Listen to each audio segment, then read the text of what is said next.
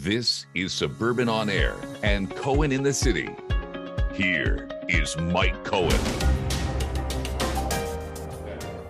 Hi there, and welcome to special coverage of U.S. President Joe Biden's visit to Canada here on CTV News. I'm Vassy Kapelos, and I'm coming to you live from Parliament Hill. Well, I was a huge fan of Evan Solomon on CTV's Question Period, Power Play, and iHeartRadio's noon program, which we hear on CJAD.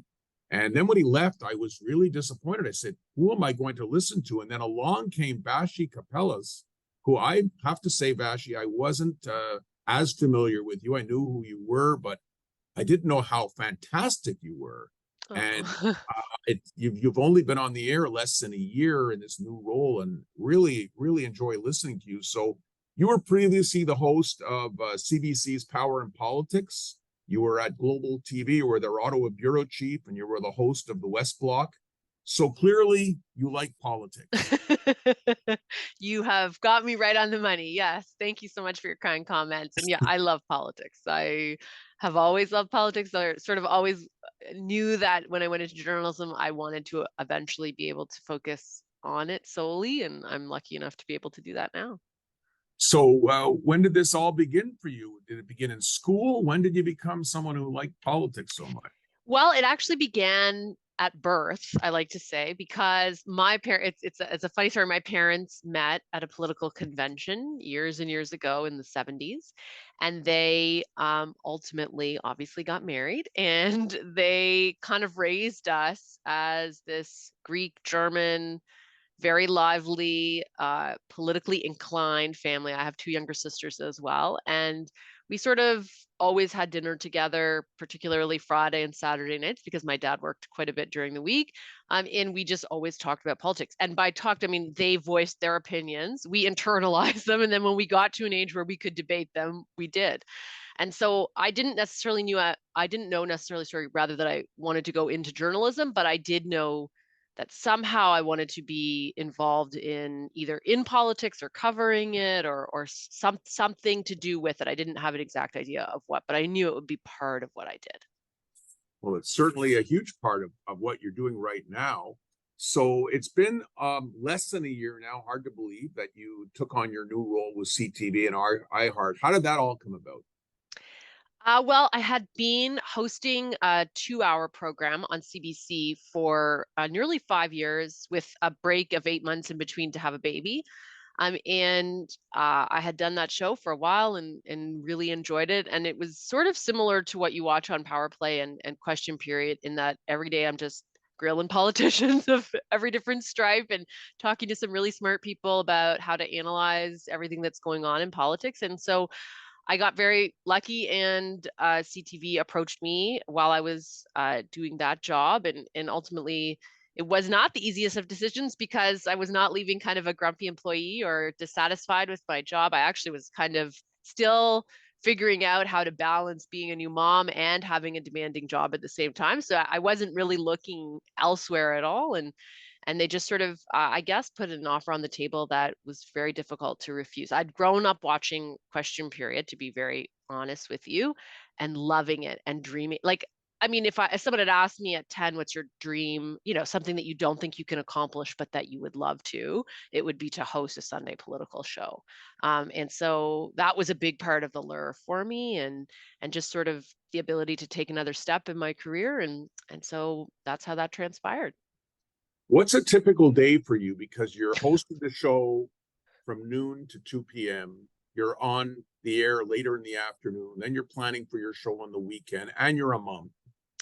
Yeah, so this hopefully is not too pedantic or or annoying, but it's the days are crazy. I mean, today I woke up at 5:30 so that I could study for half an hour, because I like to try and get the day going prior to my son waking up. He's 2. I also have 2 stepkids. One just started university, the other's 13, and he's with us every other week. So you've got babysitters. So I have built-in babysitters, the greatest kids in the world, but also kids that need a lunch and all this kind of stuff. So I wake up at 5:30 this morning, study for half an hour. At 6, I write a note to all my various producers on the shows, kind of saying, here's what I'd like to chase for the day. And I try to include as much direction as possible, because I find the day is so busy that it's difficult to always know when I'm going to be able to meet them. And I'd rather be able to sort of start the day with the direction I want to go in.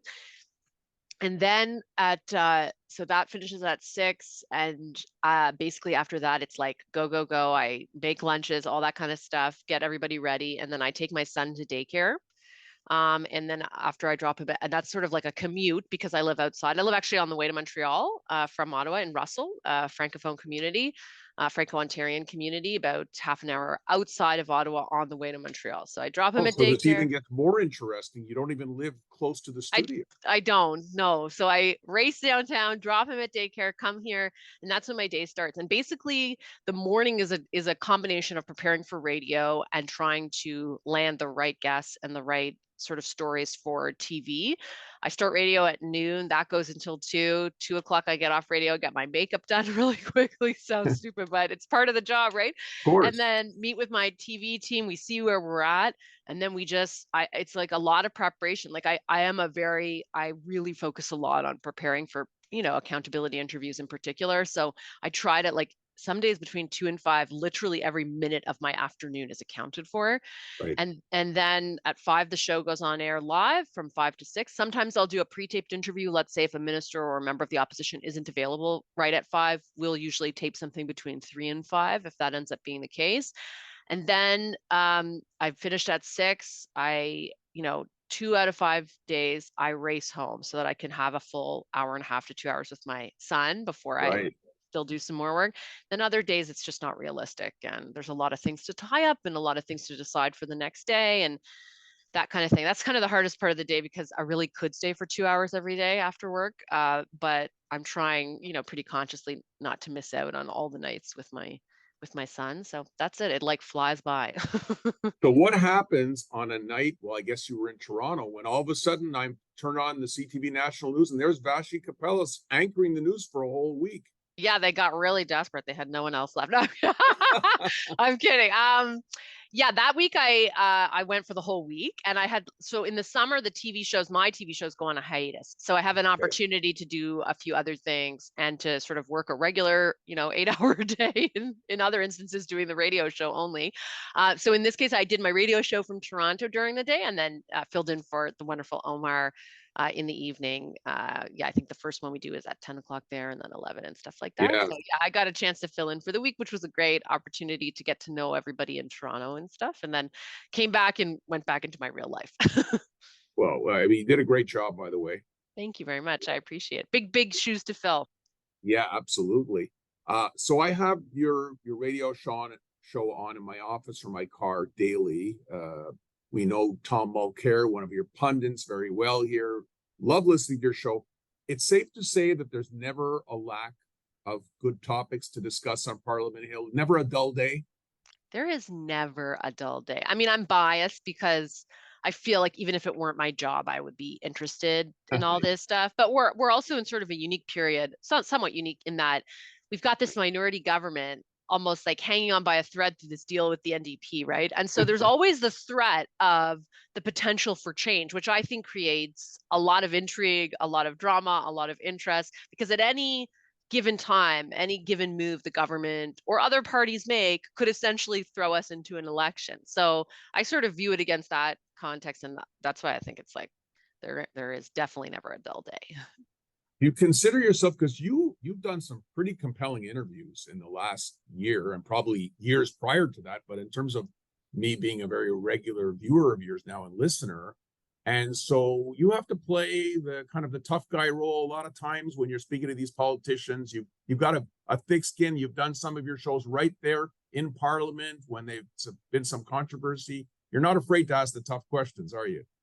No, I don't think so. I mean, I certainly, you're right. Like, I've grown a very thick skin. I think my time in hosting that show for 5 years at CBC allowed me to become like that. I don't know if I'm naturally, I think I'm a bit more gentle naturally than it comes, but it certainly has now built, my armor has kind of been built. But that said, I'm also very cognizant of, not like I try to stay true to myself, which is I am a pretty respectful person. I would like people to come back. I'm direct, but I don't want to be rude. And I certainly appreciate that they are putting themselves out there to be questioned from whatever political party that they're out there. I think it should be a part of their job. I think it's important that we ask questions of them that are tough, because if they're going to be creating policy that affects all of us, they should be prepared to answer them.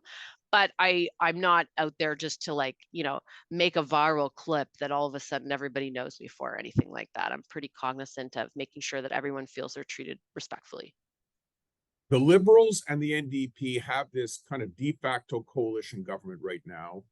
Do you think, from all the interviews you've been doing, do you think they're going to stick it out for the next 2 years? Because, I mean, it looks like Poilievre would win an election tomorrow if they called one.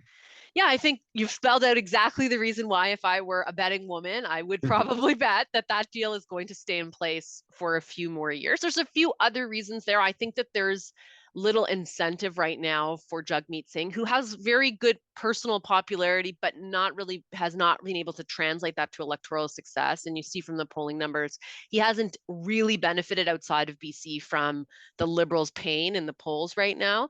I think he has less incentive for that deal to end. I wouldn't, though, put all my money on it, only because what I have learned over 15 years covering politics is that anything can happen. And also, the sort of assessment of incentivization for Jagmeet Singh can change very quickly. By that, I mean, all of a sudden caucus could hate the deal and revolt against him. And he could be out, and there could be someone else in who says, I'm done with this deal. And then all of a sudden there's an election very soon. So it's as secure as I feel like a deal of this nature could get, because right now, when you look at it, I don't see a reason for either the Prime Minister or Jagmeet Singh to say no to it at all. Because exactly as you say, right, if you look at the polls, they likely both would not see any electoral gains. But at the same time, I'm hesitant to say for sure about anything like that, just given the nature of the beast. Now, you say in the press release that CTV sent out that you hold politicians of every political stripe accountable with real-time fact-checking. How can you translate that for us? I think I translate that, sort of circling back to what I said at the beginning. I'm very big on preparation. And I think in this era of understandable skepticism toward the media and the truth and, sort of what you see and if you can believe it, my shows are live. What you see is not edited. It is not changed. It is me in real life talking to people who are also in real life, not AI generated, not anything. And they are from all political parties. I'm very mindful of that. I certainly want to go very equal on everybody. And also, when I say real-time fact checking, I mean that if they say we've done X, Y, and Z, and I know they haven't done Y and Z, or they're misrepresenting the way in which they have done Y and Z, I will say that's not true. Here's what the information I have, and allow them the chance to respond. So I think I aim to come to those interviews very well researched and very well prepared, so that I can, on behalf of people watching, make sure to challenge the ways in which they are putting forth what they do or what they don't do. And I try to be very equal in the way I apply that. Well, it's been a pleasure talking to you. I'll keep listening, and the readers can see the description of this video with the times of your show. Good luck in all your future endeavors. Thank you. I appreciate the opportunity very much, and I appreciate you watching so much too. Thanks a lot. Great having Vassy Kapelos as my guest.